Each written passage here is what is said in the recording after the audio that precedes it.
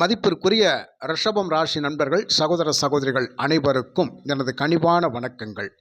ரிஷபம் ராசி நண்பர்களுக்கு இந்த 2025ஆம் வருடம் நடைபெற இருக்கின்ற குரு பெயர்ச்சியினால் என்ன சுப பலன்கள் கிடைக்கும் அப்படிங்கிறத பற்றி ஒரு தெளிவான விளக்கத்தோட பொதுவான பலனாக இந்த பதிவில் நம்ம பார்க்கலாம்.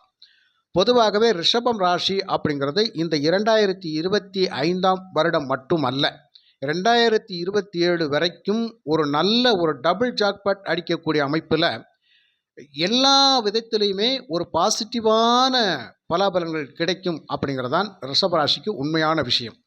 இதை விட ஒரு சந்தோஷமான விஷயம் அப்படிங்கிறது ரிஷபராசிக்கு வேறு எதுவும் இல்லை. அதாவது பட்ட கஷ்டங்களுக்கு என்றாவது ஒரு நாள் பலன் கிடைத்தே தீரும். நாம் எந்தெந்த விதத்திலெல்லாம் நம்ம கோயில் குளம் ஏறி எனக்கு நல்லது நடக்கணும், அது நடக்கும், இது நடக்கணும்னு சொல்லி வேண்டி தவிச்சோமோ அப்பையெல்லாம் கொடுக்காமல் சோதித்த இறைவன் இந்த 2025 மார்ச் மாதத்துக்கு அப்புறம் உங்களுக்கு மீண்டும் மீண்டும் சுபபலன்களை அந்த நீங்கள் தரிசனம் செய்த அந்த இறைவன், நீங்கள் எந்த தெய்வத்தை வேண்டி வழிபாடு செய்தீங்களோ அந்த தெய்வங்களுடைய கண் திறப்பால் கண்டிப்பாக நீ அடுத்தடுத்து கடவுள் புண்ணியத்தில் எல்லாமே சுபபலனாகவே மாறிக்கிட்டே இருக்கும்.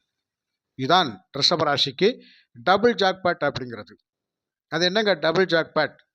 இப்போ பார்த்தீங்கன்னா உங்களுடைய ராசிக்கு 11ஆம் இடத்தில் தான் சனி பகவானும் பெயர்ச்சியாகி அமர்கின்றார். இது லாபஸ்தானம். அதுக்கப்புறம் குரு பகவான் ஜென்ம ராசி, உங்கள் ராசியிலிருந்து தனம் வாக்கு குடும்பஸ்தானமான 2ஆம் இடத்துக்கு போக போகிறார். இது 2வது கட்டம். 3வதாக பார்த்தீங்கன்னா ராகு பகவானும் பெயர்ச்சியாகி 10ல் அமர போகிறார். 10, 11 இந்த பக்கம் 2. உண்மையிலேயே ஒரு மனுஷனுக்கு என்ன வேணும்? பொருளாதாரம் தான் ரொம்ப சிறப்பாக இருக்கணும். அந்த பொருளாதாரம் சிறப்பாக இருந்துருச்சு அப்படின்னு சொன்னால் அவருக்கு அந்த குடும்பத்தில், அவருடைய குடும்பத்தில் கஷ்டகாலங்கள் நீங்குதுன்னு அர்த்தம். அதாவது இப்போ 10 வலுக்குது, 11ஆம் இடம் வலுக்குது, 2ஆம் இடம் வலுப்பெறுது. இந்த 2ஆம் இடத்துல இருக்கிற குரு பகவான் பார்த்தீங்கன்னு சொன்னால் அவருடைய 5ஆம் பார்வையாக உங்களுடைய 6ஆம் இடத்தை பார்ப்பார்.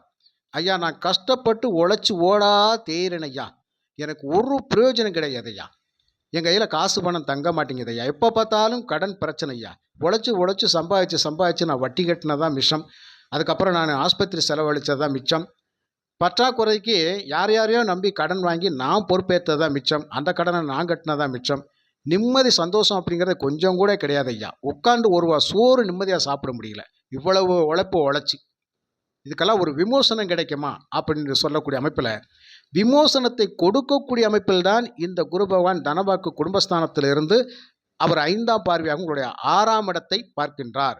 இதுவரைக்கும் உழைச்சி ஒன்றுமில்லை, இனிமேல் அந்த உழைப்புக்கு ஒரு மரியாதை அப்படிங்கிறது நிச்சயமாக உங்களுக்கு கிடைக்கும் அப்படிங்கிறார். அப்போ 6ஆம் இடம் என்ன சொல்லுது? சரியான ஒரு நிம்மதியான ஒரு சாப்பாடை சாப்பிட்றதுக்கு முதல்ல வழிவகுத்து கொடுக்குது. இது முதல் பாயிண்ட். கடன் பிரச்சனை அப்படிங்கிறதெல்லாம் ஓரளவுக்கு தீரக்கூடிய அமைப்பில் ஒரு வருமானத்தை கொடுக்கக்கூடிய அமைப்பு சிறப்பாக இருக்கும். மற்றபடி உயர் ப்ரொமோஷன் அப்படிங்கிற, சில பேருக்கு அடிமை தொண்டனாக இருக்கின்றேன், கடைநிலை ஊழியனாக இருக்கின்றேன், அடிமை வேலையிலேயே தான் இருக்கிறேன், ஒரு பெனிஃபிட் அப்படிங்கிறது எனக்கு இருக்க மாட்டேங்குது, ஒரு உயர்ந்த நிலைக்கு என்னால் போக முடியல, அதற்கான வாய்ப்புகள் அது இப்போ தான்.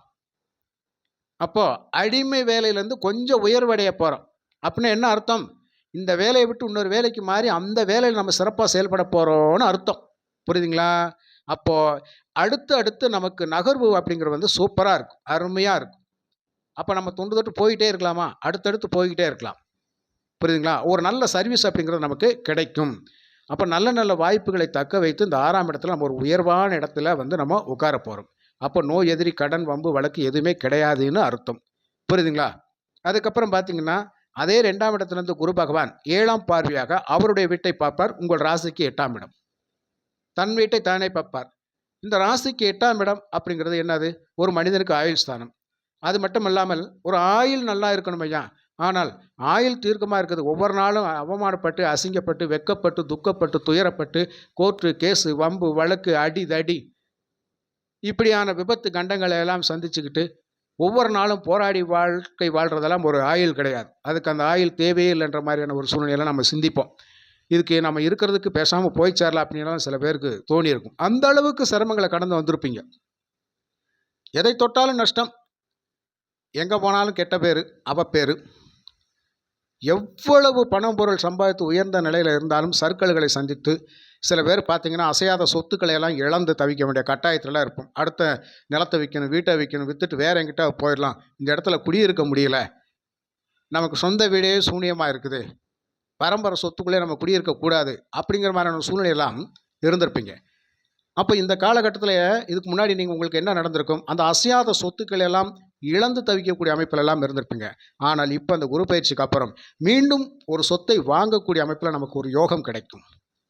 அப்போ 8ஆம் இடம் அசையாத சொத்துக்கள் கிடைக்குமா? கிடைக்கும். அப்போ ஏதோ ஒரு நிலம் ஒன்று வாங்குவீங்க, இல்லாட்டி ஒரு வீடை கட்டி அழகாக போய் செட்டில்மெண்ட் ஆவீங்க. அதே மாதிரி இடம் விட்டு இடம் போய் வேறு ஊரில் போய் வேலை செஞ்சு சம்பாதிக்கக்கூடிய அமைப்பிலெல்லாம் இருப்பீங்க. பொருளாதாரத்தினுடைய உச்சத்தில் நம்ம போய் உட்காரக்கூடிய அமைப்பில் இருக்கும். பதவிகள் சில பேருக்கு தேடி வரும். இந்த வேலையில் நீங்கள் இருந்தால் தான் சிறப்பாக இருக்கும், இதை நீங்கள் செஞ்சு கொடுத்தா தான் சிறப்பாக இருக்கும் அப்படின்னு சொல்லி நம்மளை தேடி தேடி வந்து அந்த வேலையை செய்ய சொல்லுவாங்க, ஒரு பொறுப்பில் இருக்க சொல்லுவாங்க. இப்படியாக அந்தஸ்து கௌரவம் புகழெல்லாம் நம்ம தேடி வரக்கூடிய அமைப்பில் இருக்கும்.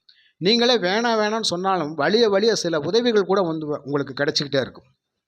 அந்த மாதிரியெல்லாம் ஒரு சப்போர்ட்டிங் அப்படிங்கிறது நிச்சயமாக இருக்கும். அப்போ உங்களுடைய மதிப்பு, மரியாதை, அந்தஸ்து அப்படிங்கிறது உயரக்கூடிய அமைப்பில் இருக்கும். இதுவும் இந்த காலகட்டத்தில் நிச்சயமாக நடக்கும், இந்த குரு பயிற்சி காலத்தில்.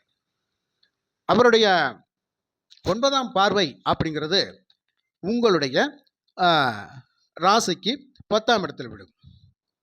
புரியுதுங்களா? அவருடைய 9ஆம் பார்வை உங்களுடைய ராசிக்கு 10ஆம் இடத்தில் விழுகின்றது. அப்போ 10ஆம் இடத்துல ஆல்ரெடி இந்த 2025 ராகு பகவான் வேறு வந்து அமர்ந்துருவார். 10ஆம் அதிபதி சனி பகவான் வேறு லாபஸ்தானத்தில் போய் உட்காருவார்.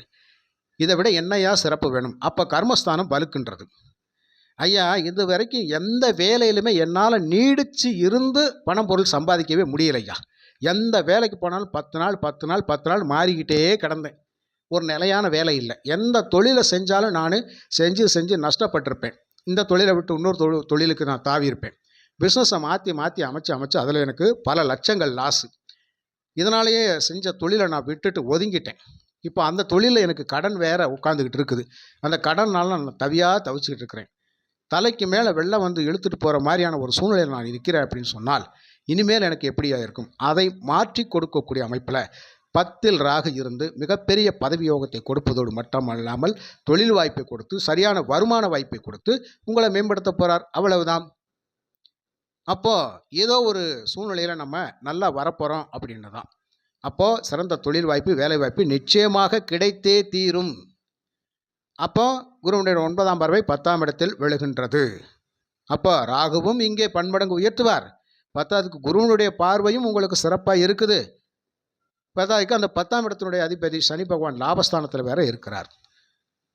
அதாவது என்ன சொல்கிறது, அதிர்ஷ்டத்துக்கு மேலே அதிர்ஷ்டம் சொல்லுவோம் பார்த்தீங்களா, அதுதான்.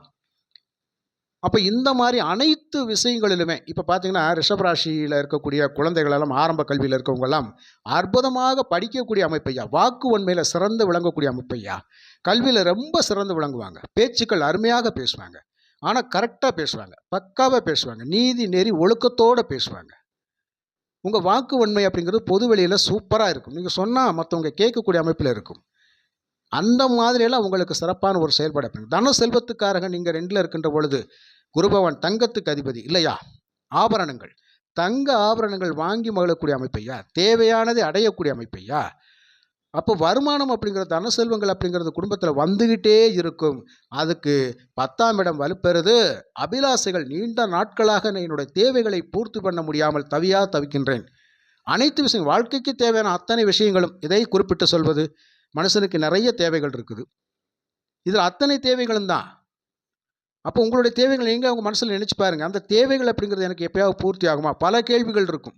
அந்த பல கேள்விகளுக்கும் இந்த காலகட்டத்தில் பதில் கிடைக்கும் அப்படிங்கிறது தான்.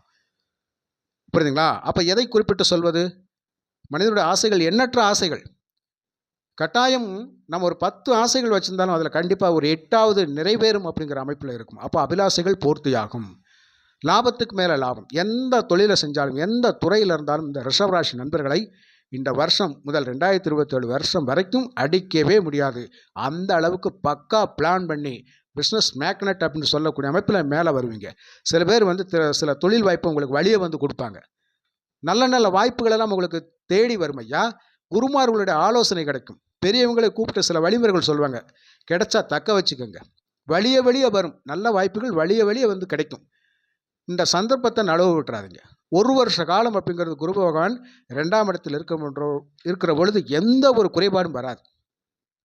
அப்போ வாய்ப்புகளை கொடுப்பதற்கு குரு பகவானும் காத்திருக்கின்றார், ராகு பகவானும் காத்திருக்கின்றார், சனி பகவானும் காத்து கிடக்கின்றார்.